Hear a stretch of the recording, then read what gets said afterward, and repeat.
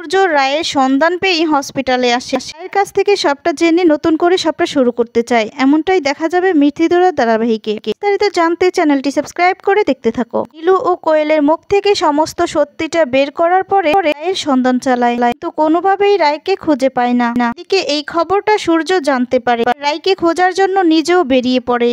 ঈশা ও রঞ্জন যারা রায়কে বাঁচিয়েছিল, রঞ্জনের বন্ধু হচ্ছে সূর্য। রায়ের কোনো কিছু না মনে পড়লে রঞ্জন নিজের মতো করে রায়ের পরিবারের খোঁজ লাগায়। এদিকে রঞ্জন তার সকল বন্ধু বান্ধবদেরকে রায়ের ছবি পাঠিয়ে দিলেই এই মেয়েটা সন্ধান চালাতে বলে। এখন সূর্যর কাছে রায়ের ছবিটা আসা মাত্রই সাথেই সূর্য রঞ্জনকে ফোন করে, বলে ওঠে, তুই কোথায় আছিস, আমাকে ঠিকানাটা দে, মেয়েটাকে আমি চিনি, এর নাম রায়, এক্ষুনি সেখানে আসতে চাই। এরপর দেখা যায় সেই ঠিকানা অনুযায়ী সূর্য সেখানে পৌঁছে যায়। রঞ্জন তখন হসপিটালের মধ্যে রায়ের সকল ঘটনা খুলে বলে ওঠে মেয়েটার জ্ঞান ফেরার পর থেকেই কোনো কিছু মনে করতে পারছে না। কথাটা শোনা মাত্রই সূর্য মনে মনে বলতে থাকে, রায়কে আমি আর কষ্ট পেতে দেব না, সকলের থেকে রায়কে আমি দূরে নিয়ে যাব। এবার আমি রায়ের সাথে নতুন করে আবার সম্পর্কটা শুরু করতে চাই।